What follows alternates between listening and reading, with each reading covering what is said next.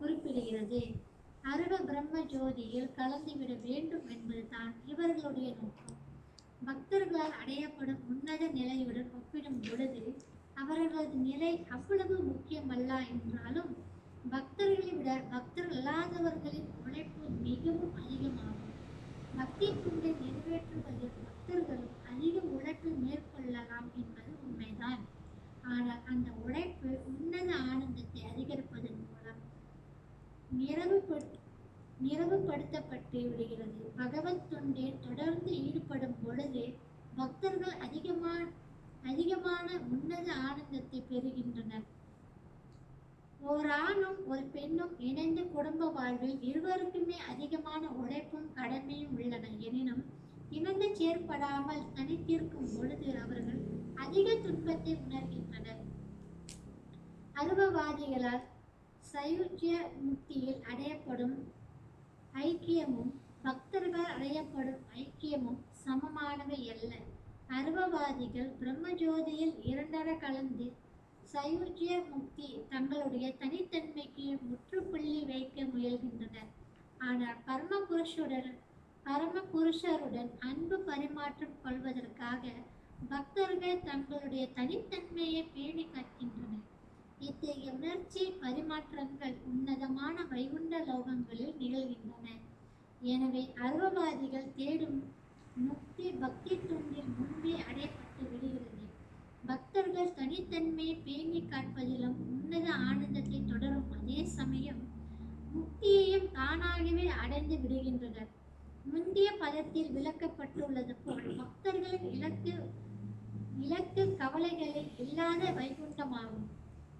அகுண்ட தீஷ்ணியா பக்தர்கள் இலக்கும் அருவவாதிகள் இலக்கும் ஒன்றுதான் என்று தவறாக நினைத்துவிடக் கூடாது. அவர்கள் நிச்சயமாக வெவ்வேறு இலக்குகளை அடைகின்றனர். மேலும் பக்தர்களால் அடையப்படும் உன்னத ஆனந்தம் கூட வெறும் ஆன்மீக உணர்வுகளிலிருந்து சின்மாத்ரா முற்றிலும் வேறானதாகும். ஹரே கிருஷ்ணா. இப்போ பாருங்க, முதல்ல சொன்ன மாதிரி தான் அதோட தொடர்ச்சி தான். என்ன சொல்றாங்கன்னா, இப்போ தியானம் பெரும்பாலும் தியானத்தை பற்றி தான் பேசுகிறாங்க. அதாவது எப்படின்னா, அவங்க எல்லாத்தையும் அடக்குவாங்க. உட்காந்துக்கிட்டு அவங்க தனிச்சு இருக்கணும், எல்லாத்தையும் கண்ட்ரோல் பண்ணுவாங்க. ஏன்னா கண்ட்ரோல் கை காலில் வச்சுட்டு கண்ட்ரோல் பண்ணணும், சிந்தனையை கண்ட்ரோல் பண்ணணும், ஐட்டியா நாவுகளை கண்ட்ரோல் பண்ணணும், ரொம்ப சாப்பிடக்கூடாது, அதிகமாக சாப்பிடக்கூடாது, ரொம்ப கண்ட்ரோல் பண்ணணும், எல்லா புலனுங்களையும் ரொம்ப அவங்க கட்டுப்பாடுகளை வச்சு போடணும். அப்படி இருந்தால் தான் அவங்க இந்த ரஜஸ் குணம், தமஸ் குணம், சத்விக குணம், இந்த மூணையும் அவங்க அடக்க முடியுமா. அதாவது சத்விக குணம்னா தெரியுமா, நல்ல குணங்கள். அப்புறம் ரஜஸ் குணம்னா ஆத்திரம், கோபம். தமஸ் குணம்னா அறியாமை, நல. இந்த மாதிரி இந்த மூணு குணத்தையும் அவங்க அந்த தியானத்து மூலியமா அவங்க அடக்க நினைக்கிறாங்க. அப்பதான் அவங்க உயர்ந்த நிலைக்கு போக முடியும். கலங்குது அவங்களுக்கு இந்த தியானத்தில் வெளியில ரொம்ப பேசக்கூடாது, காட்டுக்கு போயிடுவாங்க. என்னண்டா பொம்பளை பார்க்கக்கூடாது, வீட்டுக்குள்ள ஃபேமிலி கூட இது பண்ணக்கூடாது, பற்று வந்துடும், பேரப்பிள்ளை வரும், இல்லையா, மகளுக்கு கல்யாணம் பண்ணி வைக்கணும், இதெல்லாம் அவங்களுக்கு வந்துடும். இதெல்லாம் அதனால தான் அவங்க தனியாக போயிடுவாங்க.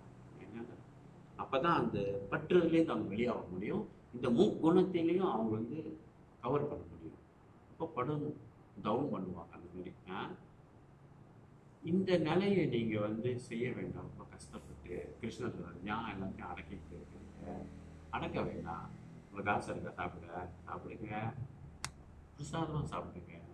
கிருஷ்ணா அதான் சொல்கிறார். அப்போ ஈஸியாக அதுதான் சொல்கிறாரு. நீங்கள் சைவிஜ்ய முக்தின்னு சொல்லுவாங்க. சைவிஜ்ய முக்தினா அதான் ஒரு நிலைப்படுத்தி அவங்க எதுலையுமே அட்டாச்மெண்ட் இல்லாமல், அவங்க எதுலையும் பற்றுறது இல்லாமல் அந்த மாதிரி ஒரு தவம் புரிவாங்க உட்காந்துக்கிட்டு. ஒரு காட்டில் உட்காந்துக்கிட்டு அந்த மாதிரி தவம் பண்ணுவேன். அப்போ பகவான் இங்கே என்ன சொல்கிறாரு, ஈஸியாக இருங்க, வேலைக்கு போங்க, சாப்பிடுங்க, ஆசைப்பட்டதை கிருஷ்ணருக்கு எது ஆசைப்படுறாரோ அதை சாப்பிடுங்க, ஈஸியா அதை சாப்பிடுங்க. கை காலை எடுத்து கையை வச்சுட்டு ஏதோ மாலை கட்டி போடுங்க. ஏன் கொடுத்த கையை வச்சுட்டு நீங்கள் எதுவுமே அட்டாச் ஆகிடும். இதில் என்ன சொல்கிறேன்னா, உங்களோட புலன்களை ஈடுபடுத்துங்க பக்தி சேவையில். தியானத்தில் புலன்களை அடக்கி வச்சிடறாங்க. tangan tak mau keluar, kaki pun tak mau pergi lah, duduk satu tempat, tahu tak hutan. அது வேண்டாம். குடும்பத்தோட இரு. நீ ஜபம் பண்றியா, வீட்டில் உள்ளவங்க சேர்ந்து காலையில் இருந்து ஜபம் பண்ணியா, ஆரத்தி போடு, மாலை கட்டு, கோயிலுக்கு போ, இந்த வீட்டோட உட்காந்து இந்த பாகவத்தை படிங்க, குடும்பத்தோட பகவத்கீதை படிங்க.